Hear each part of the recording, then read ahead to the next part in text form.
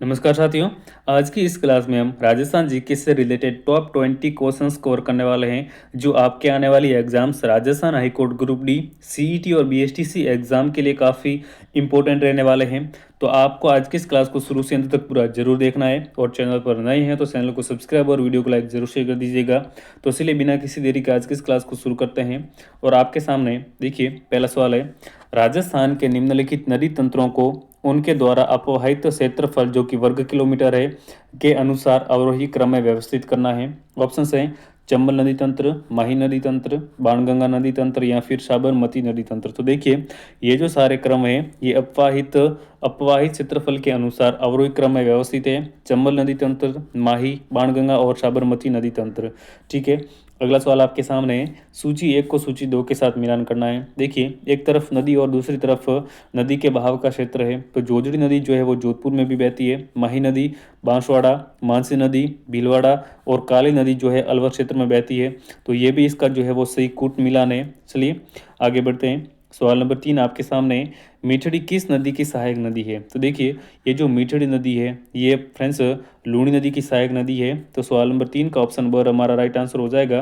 अगला सवाल है, जयपुर से उद्गमित होकर कौन सी नदी जो है वो सांबर झील में गिरती है? तो देखिए जयपुर से निकलकर सांबर में गिरने वाली नदी फ्रेंड्स मेंथा नदी है। इसे मेंढा के नाम से भी जाना जाता है। तो ऑप्शन अ इसका राइट आंसर हो जाएगा।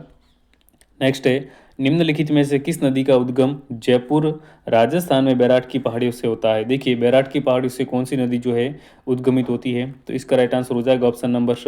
ये जो बाणगंगा नदी है ये बैराट की पहाड़ियों से उद्गमित होती है। ऑप्शन स इसका राइट आंसर हो जाएगा। नेक्स्ट है, राजस्थान के निम्नलिखित मुख्य नदी तंत्रों को उनके उपवास क्षेत्र के आधार पर अवरोही क्रम में व्यवस्थित कीजिए। तो ऑप्शन है बनास नदी तंत्र, लूणी नदी तंत्र, चंबल नदी तंत्र या फिर माही नदी तंत्र। तो इसका हो जाएगा option number A B C D. तो ऑप्शन ब इसका राइट आंसर हो जाएगा। ये सभी जो हैं नदी तंत्र उनके उपवास क्षेत्र के आधार पर अवरोही क्रम में ए बी सी डी हो जाएंगे। ठीक है, नेक्स्ट है, निम्नलिखित में से कौन सी लूणी नदी तंत्र की सहायक नदी नहीं है? तो इनमें से जो लूणी की सहायक नदी नहीं है वो हो जाएगी फ्रेंड्स ऑप्शन नंबर ब, साबरमती जो है ये लूणी की सहायक नदी नहीं है। ऑप्शन ब इसका राइट आंसर हो जाएगा। नेक्स्ट है, निम्नलिखित में से कौन सी लूणी नदी की दाहिने तट की सहायक नदी है? तो देखिए लूणी में दाएं तट से मिलने वाली जो सहायक नदी है वो कौन सी है? तो इसका राइट आंसर हो जाएगा ऑप्शन नंबर अ, लूणी नदी में दाहिने तट से मिलने वाली नदी जोजड़ी है। चलिए अगला सवाल है, निम्नलिखित तथ्यों के आधार पर नदी की पहचान कीजिए। ऑप्शन है, ये राजसमंद जिले की बिजराल गांव की पहाड़ियों से उद्गमित होती है।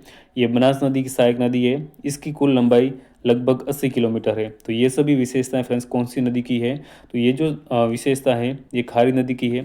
ये खारी नदी जो है राजसमंद जिले की बिजराल गांव की पहाड़ी से उद्गमित होती है और ये बनास की सहायक नदी भी है और इसकी लंबाई जो है लगभग 80 किलोमीटर है। तो ऑप्शन से इसका राइट आंसर हो जाएगा।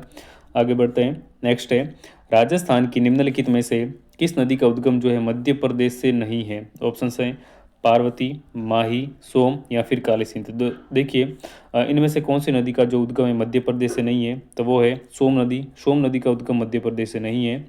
अगला सवाल है, निम्नलिखित में से कौन सी एक बनास नदी की दाहिने तट की सहायक नदी है? तो देखिए इसका राइट आंसर हो जाएगा ऑप्शन नंबर ब। ये जो बेड़च नदी है ये बनास की दाहिने तट की एक सहायक नदी है। तो ऑप्शन ब राइट आंसर हो जाएगा।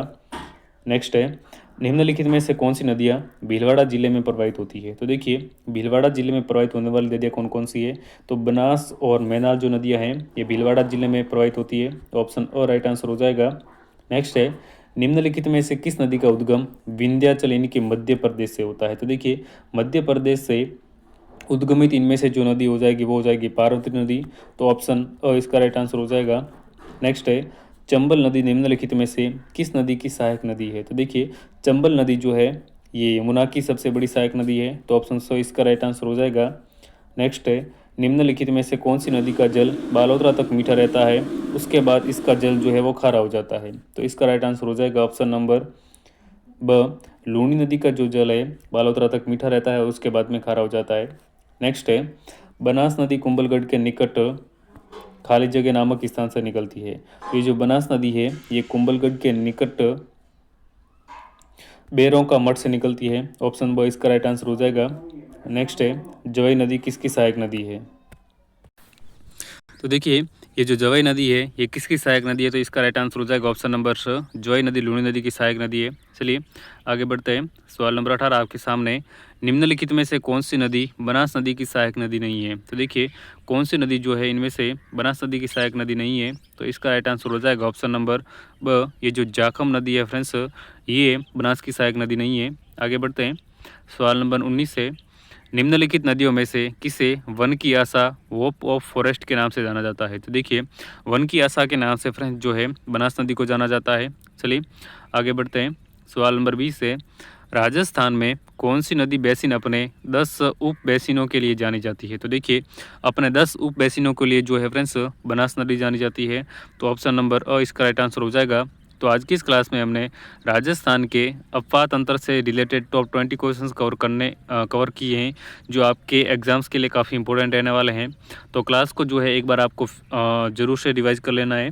और चलिए मिलते हैं अगले एक और नई वीडियो में, तब तक के लिए नमस्कार।